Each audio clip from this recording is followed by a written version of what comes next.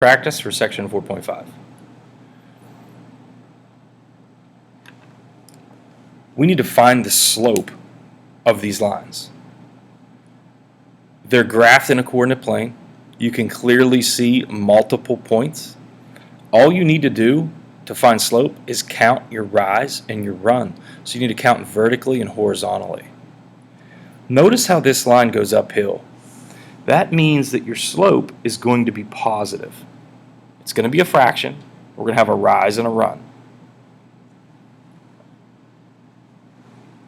Your rise will be how far you go up to get from this point to that point. So we have to go up 1 unit. And then your run is 4 units to the right. So we're going up 1, that's positive, and we're going to the right 4. That's positive. So our slope is 1/4. You also could have went from this point to this point, going down 1, so that would be -1, and then left 4, that would be -4. But negative over negative is the same positive. Number 2, this line is no longer uphill. This one was uphill. This one is now downhill. That means your slope is going to be negative. So you need to have a negative either on the top or on the bottom. Totally up to you. It doesn't matter which one. But only put one negative in one of those spots. We're going to count the rise and the run. Notice how we're going down to get to that point. 1, 2, 3, 4 units. So I'm going to make my rise -4. Then I'm going to go 2 to the right. To the right is positive, so if I went 2, it would be +2. Now, you need to reduce your slopes. They don't always reduce, but in this case, it does. -4 divided by 2 is the same thing as -2 divided by +1. Always write your slopes as fractions. Even if it gives you a -2 as an answer, write it as -2/1. It's important to see the rise and the run. Number 4, we have this line right here. This is a horizontal line. You don't need to calculate the slope. If you've seen the examples we did in the lesson, horizontal lines have a slope of 0 all the time. That's because the rise from this point to this point is 0. The rise from this point to this point is 0. 0 divided by anything is 0. Horizontal lines, slope is 0. Number 8, we're looking at this line. This is a vertical line. Vertical lines have an undefined slope. And that might sound weird if you haven't heard it before.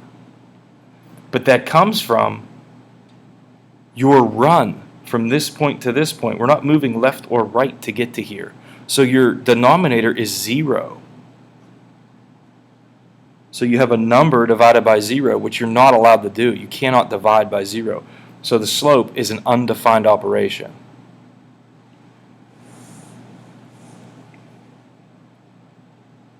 In this next section, we're going to determine if these two lines, AB and CD, are parallel, perpendicular, or neither.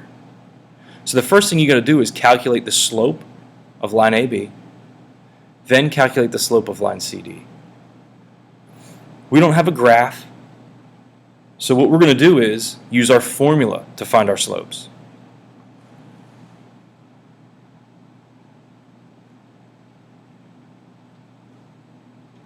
So I'm going to find the slope of line AB first. I'm going to take my y values, 3 and 1, and subtract them. Then I'm going to take my x's in the same order, -2 and 1, and subtract them. Find the slope of line AB. 3 minus 1 is 2. -2 minus 1 is -3. It doesn't matter where the negative is in this fraction. It could be up top, it could be down below, it could be out in front. It's all the same. -2/3. Let's find the slope of line CD. Again, it's going to be a fraction. Let's do 2 minus negative 1. Those are our y values. Then we'll do 6 minus 4. 2 minus negative 1, that's the same thing as 2 plus 1. 6 minus 4 is 2. So this was step 1. Calculate your slopes. Step 2 is compare the slopes. Are they the same? They're not. So that means they're not parallel. Are they opposites? Well, that one's negative, that one's positive, so they are opposites. Are they reciprocals? 2/3, 3/2? Yeah, you flipped them. Those are opposite reciprocals. When you have slopes that are opposite reciprocals, the lines are perpendicular. And here's how you would write that. I don't want to infringe on my space for number 11. So I'm going to go over here on this side, and I'm going to say that line AB and line CD are perpendicular. Notice that little symbol, upside down T. I've talked about it quite a bit. That's how you would say they're perpendicular. Okay, let's do number 11 as well.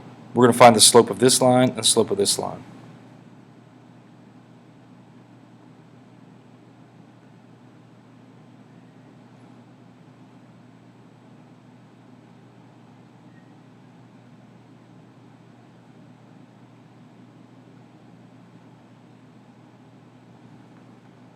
I end up with negative 1 over 1.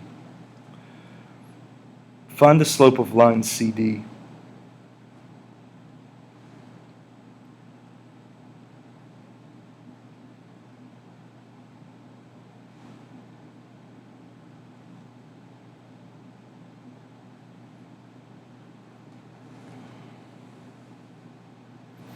I also end up with a slope of negative 1 over 1, or 1 over negative 1. It doesn't matter where the negatives are. This fraction and this fraction are negative. It's the same fraction, 1 over 1. These slopes are exactly the same. When you have slopes that are the same, the lines are parallel.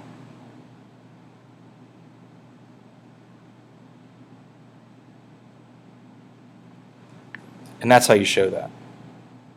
Parallel. We'll do one more. We'll do number 13. I'm going to find the slope of line AB. I'll do 5 minus 0, 4 minus 0.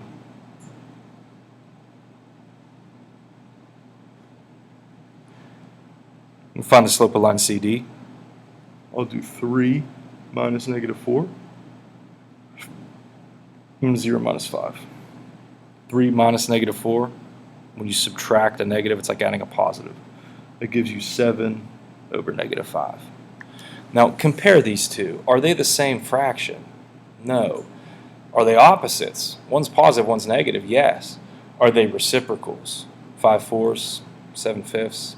No. You can't flip this one to get that one and vice versa. So the relationship that these lines have, they're not parallel, they're not perpendicular. We're going to call them neither. All that means is you have one line going like this, and then you have another line going downhill like this.